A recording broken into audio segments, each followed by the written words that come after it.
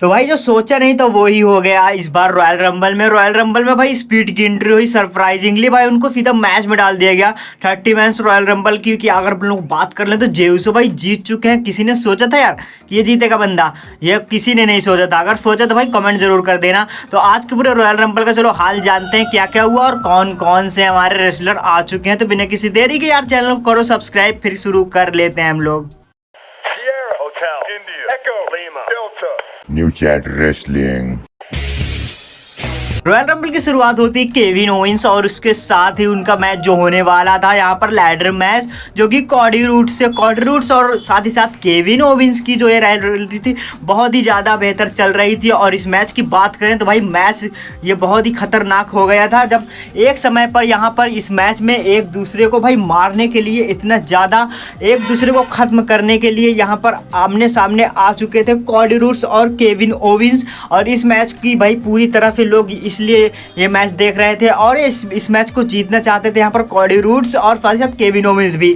दोनों के बीच इतनी भयंकर भाई फाइट हो रही थी जो किसी ने भाई सोची न होगी कि ऐसे ऐसे भाई मूव लगा दिए, खून भी निकला सभी का। और इसके साथ अगर हम लोग बात कर लें यार कि इस मैच का रिजल्ट फाइनली क्या हुआ, आखिरकार इस मैच में केविन ओवेंस की हार हो ही गई और केविन ओवेंस ने इस हार के साथ ही साथ कॉडी रूट्स को जिता दिया और कॉडी रूट्स बन गए हैं फिर से एक बार अपने टाइटल को कर लिया है भाई पूरी तरह से रिटेन। और रिटेन करने के साथ जो केविन ओवेंस के पास चला गया था टाइटल, उसको भी ले लिया है अपने पास।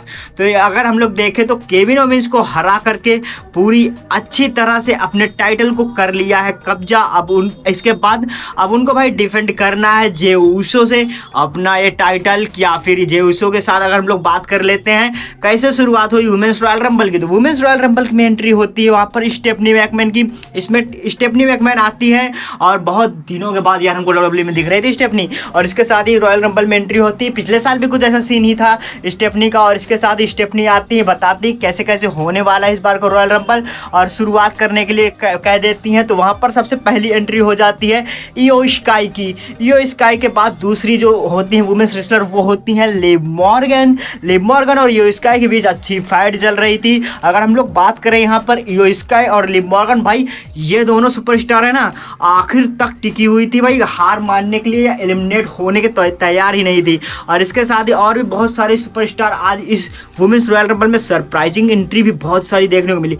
अगर मैं बात कर लूँ यार कि देखो क्या क्या हुआ आज के वुमेन्स रॉयल रंबल में, तो भाई सरप्राइजिंगली तो कुछ था, पर एक सरप्राइज ये भी था कि आज हमको इस वुमेन्स रॉयल रंबल में बेकी लिंच का कोई भी रिटर्न्स देखने को नहीं मिला है। और इसके साथ ही वापसी कर ली है एलेक्सा ब्लिस ने। एलेक्सा ब्लिस की अगर हम लोग बात करेंगे बाद में, उससे पहले बात कर लेते हैं उससे पहले क्या हुआ। उससे पहले ये हुआ कि बेली आती हैं, बियांका बेलेयर आती हैं और इनके लोगों के बीच में अच्छी फाइट होती है। और वुमेन्स रॉयल रंबल का पूरा एक मकसद होता है जो कि आते हैं जितने भी सुपरस्टार वो यही चाहते हैं कि भाई जो भी है वही जीते। जो चाहता है कि मगर मैं जा रहा हूँ रॉयल रंबल में तो मैं ही जीतूँ, कोई और दूसरे को नहीं जिताना चाहता। और यहाँ पर देखें तो कोई भी ऐसा नहीं भाई कि जो चाहता था कि मैं हार जाऊँ। और साथ ही साथ अगर देखें तो इस वुमेन्स रॉयल रंबल की अगर कुछ बात अलग ही थी। इस बार कुछ बड़े सरप्राइजिंग रिटर्न्स भी हुए और जिसको देख करके सभी लोग हैरान भी थे। अगर ऐसे में बात करें तो भाई फाइनली रिटर्न्स हो चुका था यहाँ पर एलेक्सा ब्लिस का। नंबर 21 पे आ चुकी थी एलेक्सा ब्लिस, लगभग बहुत दिनों के बाद आई थी। और इसके साथ उनके हाथ में थी एक डॉल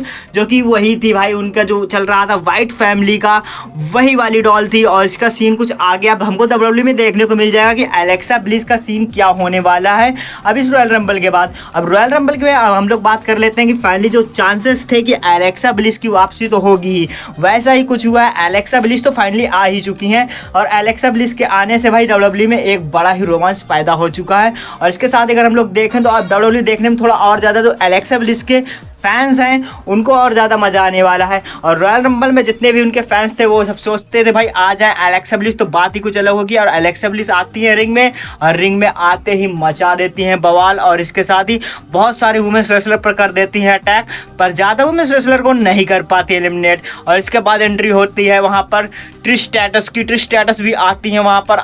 इस बार फिर से एक बार रॉयल रंबल का हिस्सा बन चुकी थी hall of famer Trish stratus. और इसके साथ ही हम लोग बात करें तो एलिमिनेट भी हो चुकी थी एलेक्सा ब्लिस लिव मॉर्गन के हाथों। और इसके साथ ही हमको देखने को मिलता है एक बड़ा रिटर्न, जो कि था भाई द क्वीन शॉर्लेट फ्लेयर, जो कि पहले से टीज हो चुका था कि हमको royal rumble, women's royal rumble में देखने को मिलने वाली है यहाँ पर शॉर्लेट फ्लेयर आ चुकी थी भाई। सबको सरप्राइज तो कोई था नहीं, इंतजार ही था, इंतजार चला, लंबा चला। और जैसा कि स्मैकडाउन पर 2 बार बता दिया गया था प्रोमो के दौरान कि भाई आने ही वाली है शॉर्लेट फ्लेयर। और शॉर्लेट फ्लेयर के आ जाने से भाई बहुत ही ज़्यादा फैंस उनके खुश थे, और सबसे ज़्यादा दुखी थी तो वो थी लिव मॉर्गन के चाहती थी भाई ये कहाँ से आ गई, इसको तो नहीं आना चाहिए था फाइनली यहाँ पर। और इसके साथ ही लिव मॉर्गन के ऊपर भी किया अटैक शॉर्लेट फ्लेयर ने, आते ही भाई बहुत सारे सुपरस्टारों को कर दिया था एलिमिनेट। और इसके साथ अगर हम लोग बात करें तो एक समय पर रिंग पे लगभग 16 मेंबर थे। और उसके बाद आती हैं नाया जैक्स के आते ही भाई सब लोग टारगेट करना चाहते थे कि नाया जैक्स को भी पहले एलिमिनेट कर दो यार, नहीं तो ये सभी को बाहर कर देगी। फिर सबसे नंबर आखिरी यानी कि नंबर 30 पर हम लोगों को देखने को मिलती है निक्की बेला। और निक्की बेला आती है नंबर 30 पर। एक बार फिर से निक्की बेला की एंट्री हो चुकी है रॉयल रंबल में। और इस रॉयल रंबल की कुछ बात ही अलग, बेला एक बार फिर से आ चुकी थी रॉयल रंबल में, एक बार फिर से, मतलब कि यार जीतने ही आई थी, जीतना ही था उनको। और जीतने के लिए जीतने पड़ेगा, और उसके साथ ही जाना पड़ेगा उनको टाइटल के लिए। ऐसा ही कुछ सीन था उनका कि वो जीतेंगे और जाएंगे टाइटल के लिए। पर भाई ऐसा कुछ ज़्यादा खास वो कर नहीं पाई। इस बार के रॉयल रंबल में आती हैं और वहाँ पर पहले से ही मौजूद होती है नाया जैक्स। और रॉयल रंबल में अगर हम लोग एंट्री की बात करें, नंबर 30 पे जो एंट्री करता है वो सबसे फ्रेश सुपरस्टार होता है, उसके पास एनर्जी थोड़ी ज़्यादा होती है बाकी सुपरस्टारों के मुकाबले जो होते हैं रिंग में। और ऐसे में कुछ आज का सीन भाई अलग ही दिखा, जब नाया जैक्स को सभी ने घेर लिया था और फिर नाया जैक्स ने एक एक करके सभी को एलिमिनेट करना चालू कर दिया। और एलिमिनेशन की बात कर ले तो भाई ज़्यादातर सुपरस्टार को नाया जैक्स ने ही एलिमिनेट किया था।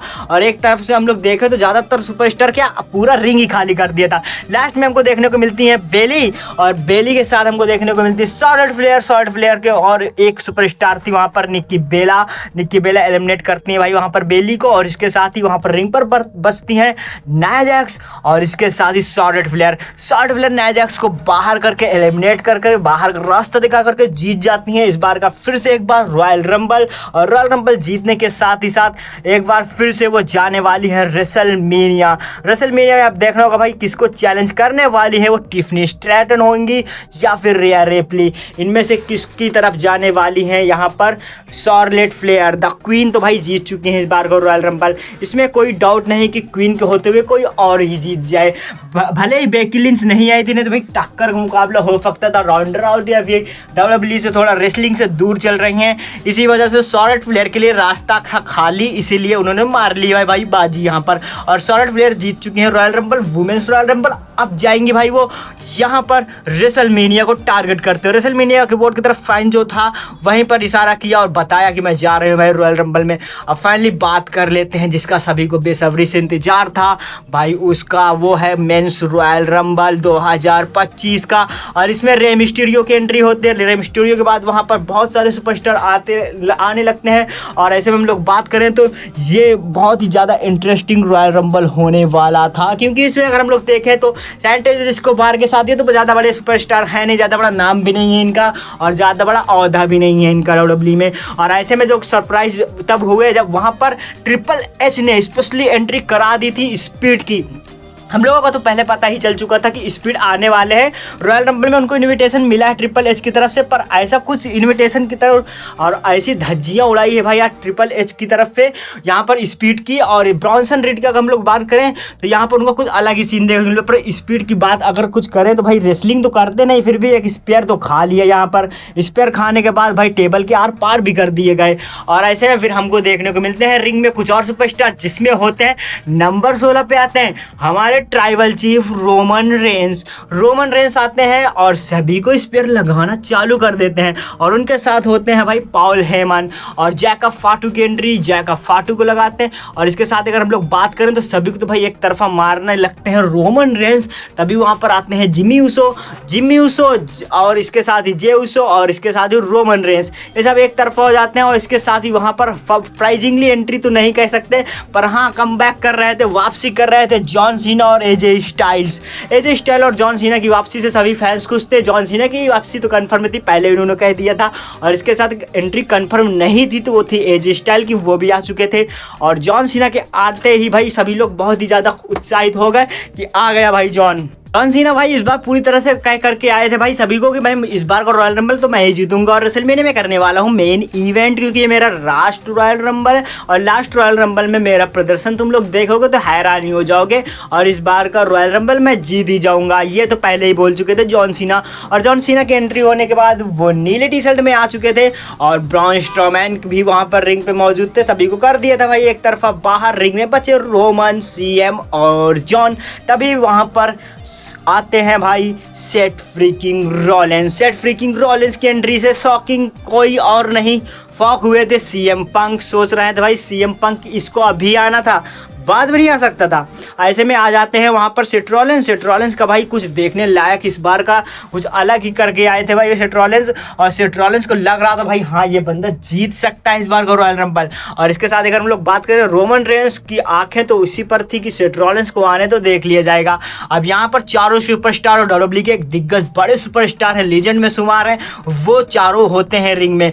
और अगर हम लोग बात करें तो और भी बहुत सुपरस्टार एले नाइट है, एजे स्टाइल्स हैं, और फिर आते हैं नंबर 30 पे यार लॉगन पॉल की एंट्री करा देती है डब्ल्यूबी। और लॉगन पॉल की एंट्री से भाई हम लोग भाई ज़्यादा तो कोई खुश नहीं था, क्योंकि लॉगन पॉल जैसे सुपरस्टार को डब्ल्यूबी में भेजने यानी कि रॉयल रंबल में आना मतलब एक सुपरस्टार की गिनती बेकार करना, एक सुपरस्टार की जगह बेकार करना, ऐसा ही कुछ किया आज जा करके लॉगन पॉल ने। पर वहाँ पर रोमन रेंस और सेथ रॉलिंस एक दूसरे को एलिमिनेट करने के चक्कर में थे, तभी भाई वहाँ पर सीएम पंक एलिमिनेट कर देते हैं दोनों को रिंग से बाहर का रास्ता दिखा देते हैं सीएम पंक। और सीएम पंक खड़े होकर के उनको देख रहे थे, तभी लॉगन पॉल आते हैं और कहते हैं जा भाई तू भी जा नीचे, तू भी इन दोनों का साथ दे और तुम तीनों निकलो यहाँ से रिंग से बाहर। और ऐसे में लॉगन पॉल ने इन तीनों को बाहर कर ही दिया था। और इसके साथ ही सेथ रॉलिंस भाई आग बबूले हो चुके थे, क्योंकि वो नहीं चाहते थे कि वो इस बार का रॉयल रंबल हारें और इतने सालों से जो हार रहे हैं रॉयल रंबल वो एक बार फिर से हार जाएं। तो ऐसा तो कुछ हो ही चुका था और सेथ रॉलिंस ने फिर एक तरफा स्टॉम्प देना चालू कर दिया यार। रोमन रेंस के ऊपर लगा स्टॉम्प, सीएम पंक को दिया और इसके साथ रोमन रेंस को तो स्टील केज पर भी एक स्टॉम्प दे दिया था। पॉल हेमन ने रोका था बहुत कि सेथ रॉलिंस भाई रॉलिंस तुम ऐसा कुछ मत करना, पर सेथ रॉलिंस तो कुछ नहीं भाई मानने वाले ही नहीं थे। वो भाई सभी को मारना चाहते थे एक तरफ से, अगर कोई भी उनके सामने आता, अगर आज द अंडरटेकर भी आ जाते सेथ रॉलिंस के सामने तो वो किसी को नहीं बख्शने वाले थे। और सेथ रॉलिंस एक तरफा सभी को मारने लगते हैं, वहाँ पर सीएम पंक को भाई बहुत ही बुरी हालत करना चाहते थे।